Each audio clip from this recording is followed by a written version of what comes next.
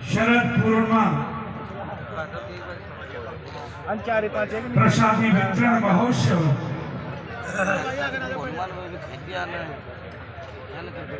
के अवसर पर हमारे बीच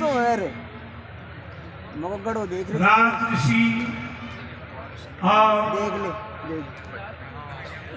जिन्हें राजऋषि कहें उनके सुपूत शापरा दरबार की राजकुमारी कहूँगा मैं वो पधारे। और यदि उन घोड़ी वालों का नृत्य आ ही गया है वो दीपक नृत्य, मैं ज्यादा बात नहीं करूँगा। और हमारे बीच प्रेम सिंह जी है जो पधार करके आपकी इस भाव भक्ति की शोभा बढ़ा रहे हैं। और इधर हमारे बीच में पटेलों के नाम से प्रसिद्ध हैं हंसराज पटेल। और वैसे हम तो संत हैं, हमारा कोई वैसे परिवार नहीं होता है, परंतु जिस परिवार से जन्म ले उस परिवार के लगते कोई है जो भक्ति भाव लेकर के भगवान के दर्शन करने आए। तो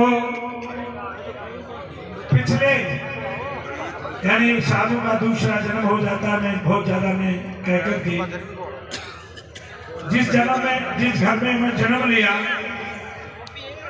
वो गांव कांवर गोद के गुजरू का गांव है और पटेल जी कांवर है। ये मेरे मामा के बेटे ही हो सकते, मेरे भाई तो नहीं हो सकते। हाँ, मेरे मामा के बेटे भाई हैं, मेरे मामा तो नहीं हो सकते।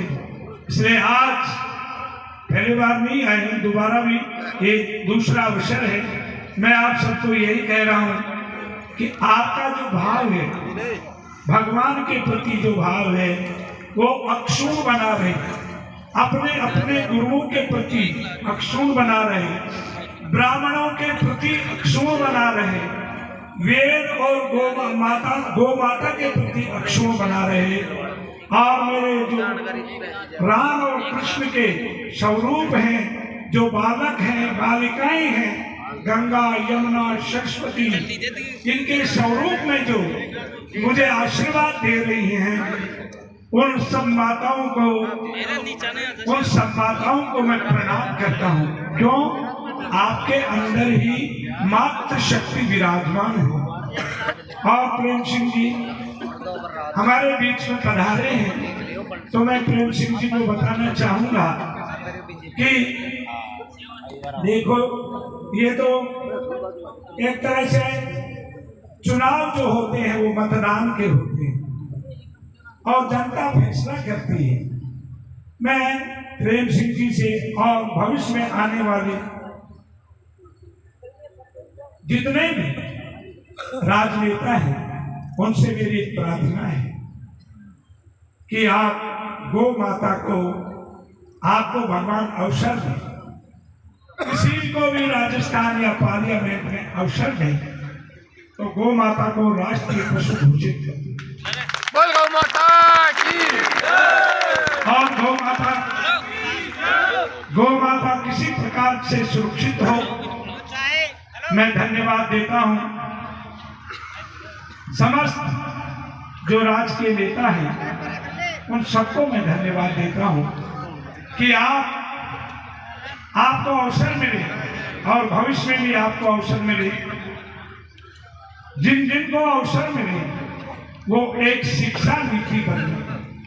हमारे भारतवर्ष में जो शिक्षा नीति है वो शिक्षा नीति में बदलाव अवश्य आया है, परंतु पूर्णतः बदलाव नहीं आया है हमारी।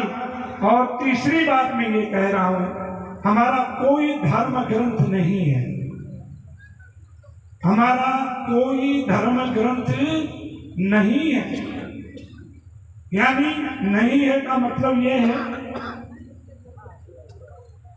कि जिस प्रकार से मैं किसी धर्म की निंदा नहीं करता, कभी भी मेरे मुंह से किसी धर्म की, किसी मजहब की और किसी जाति की बुराई नहीं सुनी होगी। और मैं यही चाहता हूं कि भगवान मेरे मुंह से किसी समाज की, किसी धर्म की और किसी जाति की निंदा न निकाल, मेरे मुंह से ऐसे शब्द न निकले।